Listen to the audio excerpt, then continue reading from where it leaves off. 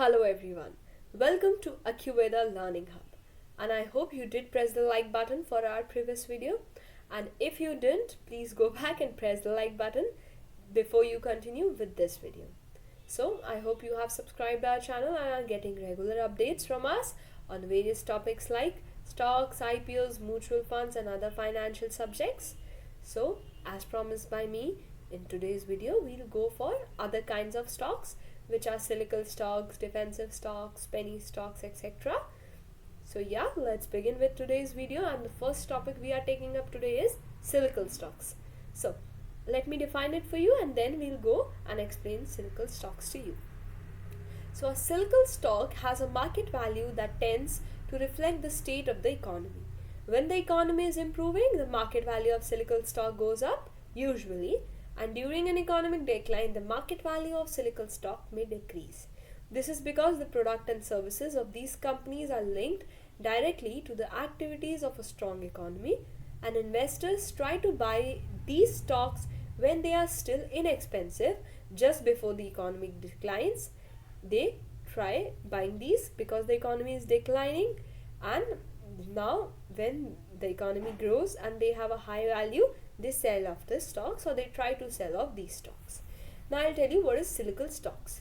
So supposedly there are certain companies, like if there's a steel making company or there's a car making company, supposedly let's take an example of Ford. So now it's very evident that if an economy is growing, then only car is not a necessity. Firstly, car is a luxury for every economy. No matter how rich the economy is, car is a luxury. So people buy luxuries only when they have surplus money. Surplus money is present in an economy which is growing and which has high growth rates. So if our economy is growing, the car company will grow because people have surplus money. They make gains. The economy is gaining, the people are gaining, they have surplus money. They go and buy various luxuries like cars, TVs, refrigerators, your air conditioners. But if the economy is decreasing, surplus with the people are decreasing, inflation is increasing, people won't have money to buy such luxuries. They will be busy buying their necessities. Bread and water, bread and wine, as the saying goes, is the only necessity. Their clothes and everything. So now they won't go for buying cars, etc. So these companies like Ford and all, they gain when the company or the economy is rising, and they lose when the economy is going down. So what big sharks do usually, and even we can try doing this if we have capital for a long-term investment, what we can do is, when the economy is rising or is declining, at that particular time you buy a stock.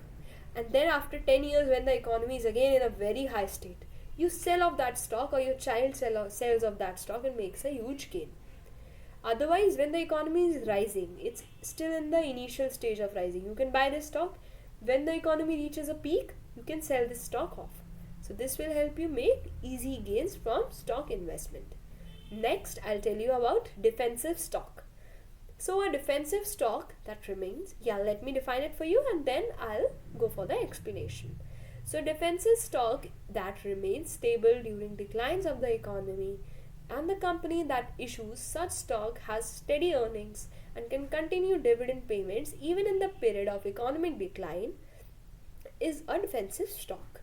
Now many blue chip stocks, income stocks, and such as those stocks issued by protectors are defensive stocks. Let me explain it to you. Now there are certain companies which produce necessities. Suppose there's a certain company which is producing bread for you. Now no matter how the economy is declining, or let's take an example of Ashirwad Atta company. Now no matter if Indian economy is going up or going down, people will have atta. Okay, they might go for local companies, but usually people don't try to decrease the quality of food they are having. They may leave all luxury, but they won't reduce the quality of food they were already eating. So if they were going for Ashirwad Atta, they'll keep having Ashirwad Atta. Or let's take another necessity. If there's a company manufacturing salt, Tata Salt. Now Tata Power might decline someday. Power is still essential. The government will buy it, companies will buy it. But if the companies are shutting down, Indian economy is going very low, so Tata Power will reduce its customers. There will be no big consumers. Households as a whole consume a lot of electricity, but as individual households they consume very less electricity. These are big industries which consume a lot of electricity.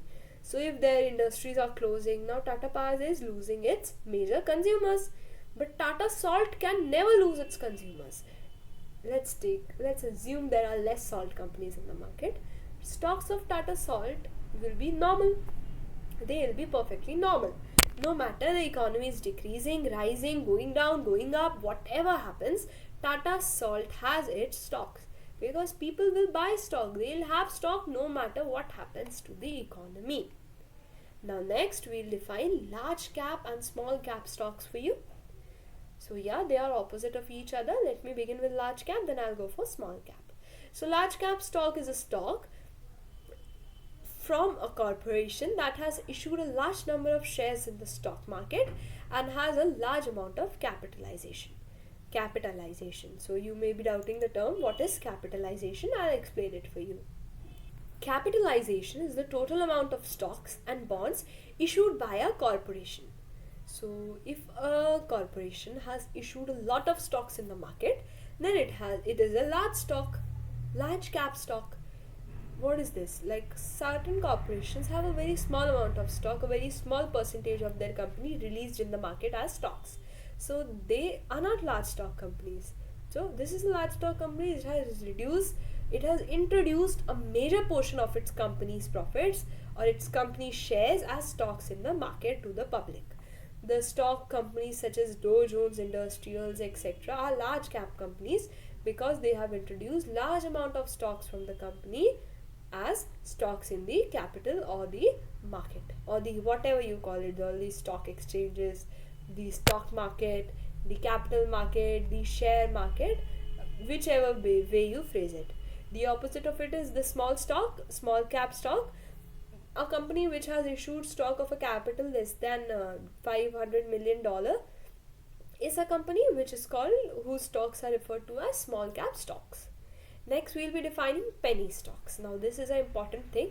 A penny stocks is a stock which typically sells for less than $1 a share. A stock that sells for $1 per share is known as a penny stocks. Penny stocks are again a very important source of income for small capital investors. Now, although it can be sold as much as $10 per share, there's a maximum limit. Penny stocks, somebody is a big shark, they might refer to penny stocks as a stock which is just $10 per share, but it's mostly called or is referred to as the stocks which are sold below $1 per share. Now, these stocks are issued by new companies or companies whose sales are very unsteady. Now, there are small companies, various new pharmaceutical companies, your various new product companies which are new in the stock market. They take out these stocks which have very small value, and they can easily be sold by any consumer, any investor, the small capital investor, the large capital investor, HNIs, NNIs, everyone can sell them and buy them. They have easy liquidity, thus they have a small value, and they are referred to as penny stocks. Penny stocks are the most commonly sold and bought stock in the stock market, and these are an important source of investment for small capital people. So yeah, keep that in mind. Do like this video and do subscribe to our channel, the AccuPedal Learning Hub. Thank you.